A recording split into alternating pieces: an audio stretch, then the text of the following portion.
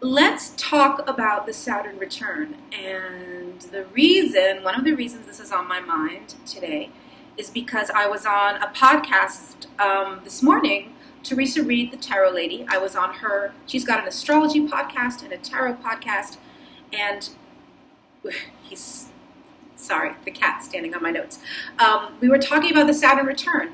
And I took some notes before talking to her about points that I wanted to make sure to mention, so I thought I would bring them here too. The link is not available yet, so you'll have two versions. You'll have my version, and then you'll have the actual conversation.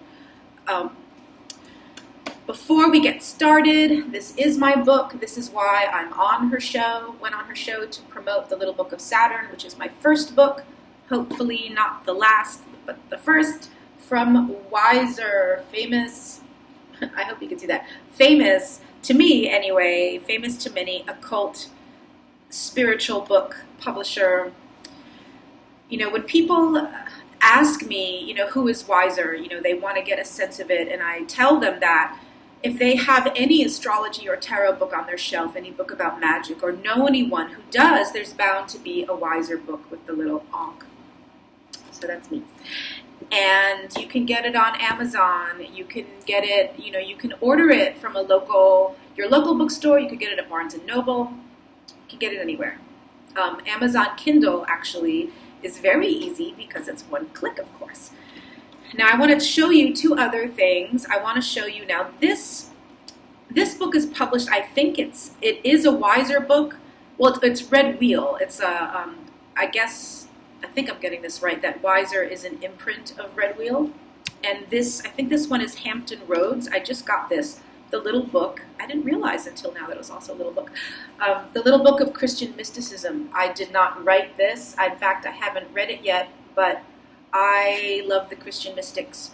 So you like me, might like this kind of format that has, I've read the introduction. He talks about how it's not, I can't remember how he organized it, but I know it's not full of context. It's not going to be that, oh, here's an excerpt from a certain writer or a certain mystic, and here's their biography, and here's, all these details about them. It's sort of as if these little pieces are just floating, on the page without context.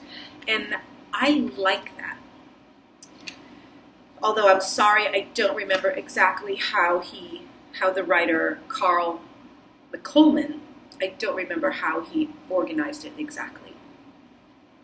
Okay, last thing, which I was telling you about in a previous video, is the Pamela Coleman Smith commemorative set. I mean, this is a tarot deck, but it comes with these cool booklets and these postcards, and if you are a Rider-Waite, if you are a Smith-Waite fan, you will love this. It's got two books, all this extra art, and the gorgeous deck, which I don't have in front of me.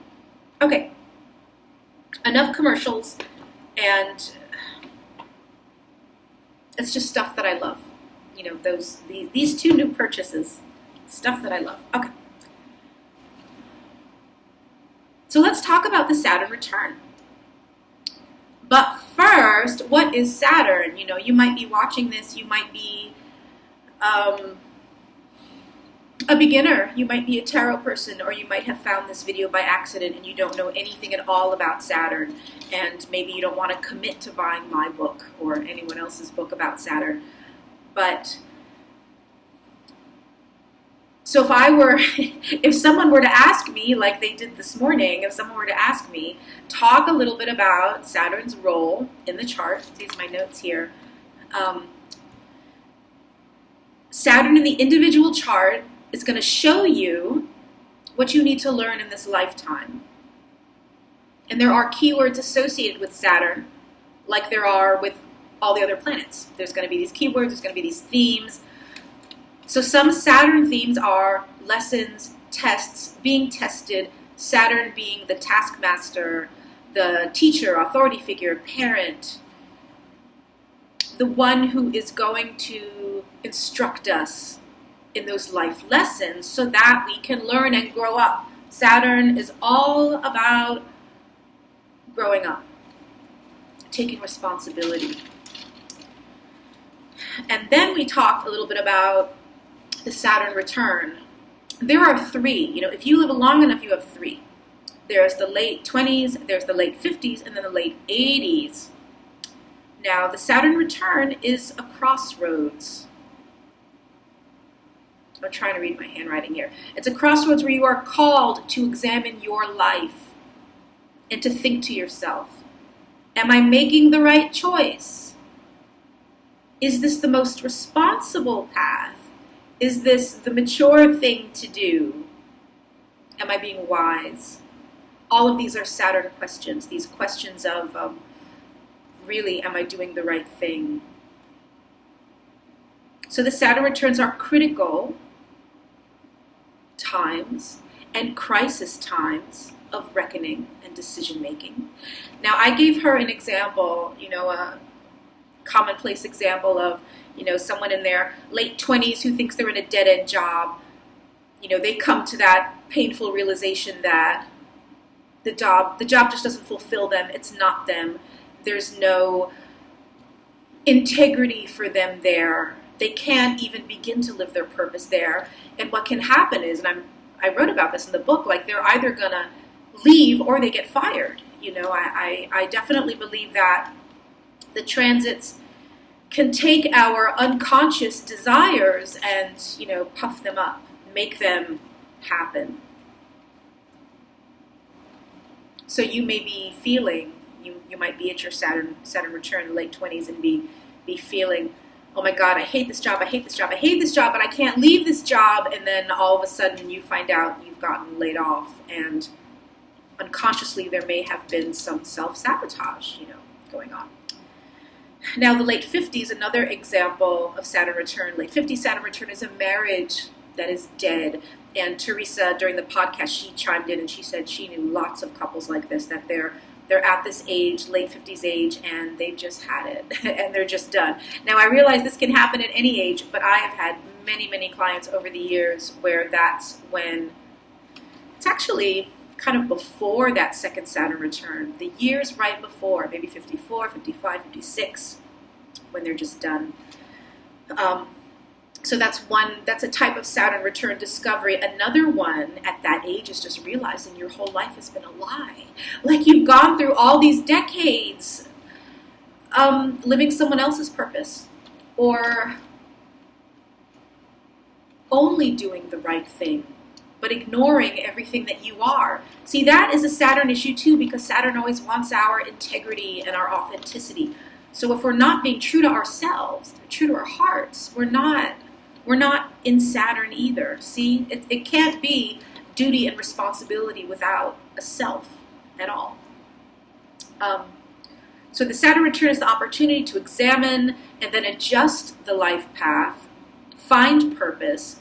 The late 80s, I was saying, the late 80s Saturn return, if someone lives that long, they really are reviewing their life, preparing for the next one. I do believe in reincarnation.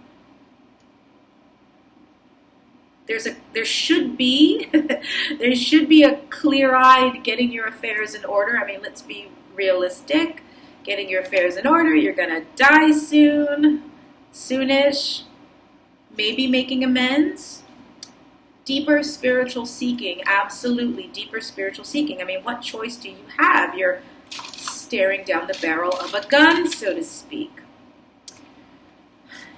And then we talked about the best way to work with the Saturn return, and I love this question. First thing, being honest with yourself. Self-scrutiny, self-inquiry, unflinchingly honest, pretty much so you know what to fix. So you know where to expect the Saturn test. We all know, I think, don't we? Don't we all know when something's kind of fucked up in our lives and where we need to, make an adjustment? So not turning away from that kind of work. Now, the second thing that I mentioned about best way to work with the Saturn return is about seeking guidance, seeking out a Saturn person like the Hermit in the tarot card, or the Kings or the Queens, a mentor, a guide to help us along, knowing that you don't have to do it alone. The guides are there for us. Ask for help. If you're suffering in your Saturn return, there's really no need. There's no need to be alone in that. Now, the third thing that I was thinking about was community. And I mentioned that it's always good to remember that Saturn was the traditional ruler of Aquarius. And I like to think of Saturn as co-ruling. It rules Aquarius, it rules Capricorn.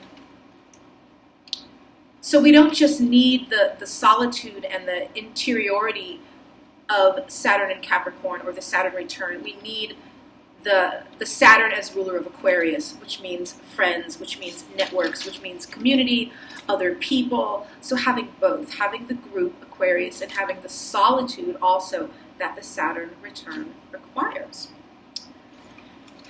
And then we talked about the gifts of the Saturn return. What the hell is it good for? And this made me think of that Pema Chodron book, The Places That Scare You, because one of the gifts of the Saturn return is less fear, not being afraid anymore. Because Saturn, no matter the transit, is always going to bring with it some fear, anxiety, trepidation, self-doubt, blame, shame. But when we feel the fear and do it anyway, which is some book, I think from the 80s, but true, when we feel the fear and do it anyway, we gain mastery over what scares us. Mastery, we learn to trust ourselves, we grow in confidence, we become Saturn then. See, this is very important, and this is a point that I made in the book. It's very important that we become Saturn. We aren't born with those skills, particularly the skills that are the sign your Saturn is in, which was a really long, clumsy sentence, but you know what I mean. Your Saturn is in a particular sign. Your Saturn is in a particular sign, and it's those qualities of that sign that you have to do the high side of. You can't be in the crap of that sign. For example, Saturn in Aries, part of a lower vibration of Saturn in Aries is going to be yelling at everyone all the time, starting being combative, having tantrums, feeling like everything needs to go your way. That would be like a low vibration of Saturn in Aries. And then a high vibration is using that Aries energy, and I know it's an overused word, but really being a true warrior and fighting for the best, not just fighting for what you believe in, but fighting for what is right, because Saturn would pretty much insist on that. So it could be a great soldier of any kind, a great leader. It doesn't have to be. There's lots of war metaphors with Aries always, especially when I talk about Aries.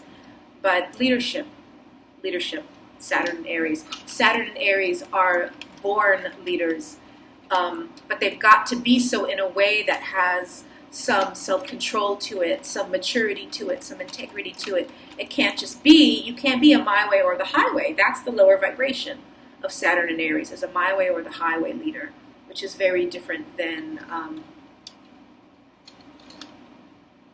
wisdom. Okay. Anything else on this page?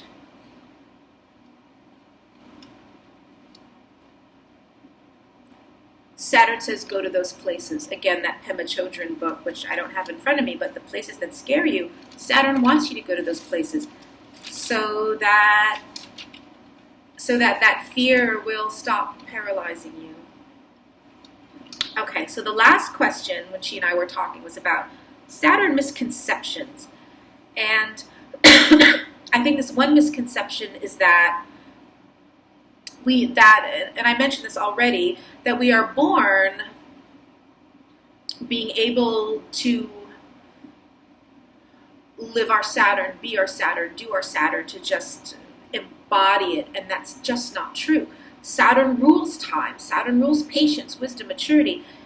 It's going to take time. It's going to take years of experience, years, decades, for you to really become what you're supposed to become where Saturn is concerned. So I was saying that, and I was telling her listeners, and I want to tell everyone who's watching this, all 100 of you, I want to tell all of you that Don't be mad at yourself if you feel like you're not quite living the highest vibration of the sign your Saturn is in, or the house it is in, or that you still have Saturn problems. Like you might be watching this thinking, oh my God, I'm almost 60 and I haven't gotten it right. Well, that's Saturn. Just don't beat yourself up too much. Saturn's going to take time no matter what. The Saturn lessons unfold in cycles, in stages, and as you know, as many of you painfully know, there are plenty of other Saturn transits. It's not just the returns.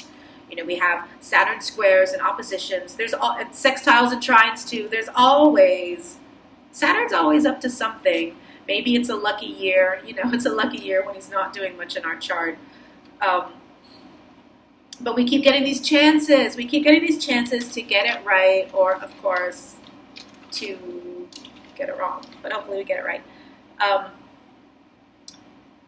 And also, there's all this pressure. I feel like, I mean, I'm an American. I feel like there's a pressure in America for sure to peak early, right? Like, oh, so-and-so is a self-made millionaire and they're 15. There's all this cult of youth, right? You know, the younger the better, and then achieve as much as you can the younger. And that is not Saturn at all. Saturn says it takes time, it takes age, it takes all these things that only happen when you've been around for a while. You know, even if I were going to go to a reader, you know, psychic reader, tarot reader, there could be someone who has great natural skill, but great natural ability and gift. But I want to go to someone who's really lived. I want to go to someone who's been doing it a long time. You know, if I'm going to see a doctor, you know, I don't want some like whiz kid. I want to go to the old guy, you know, the old woman. I want that Saturnian. I've run out of words. I want to go to that Saturnian person. I'm going to trust them. I'm going to trust that they've been around long enough. They've been around long enough that there's something that they're going to give me.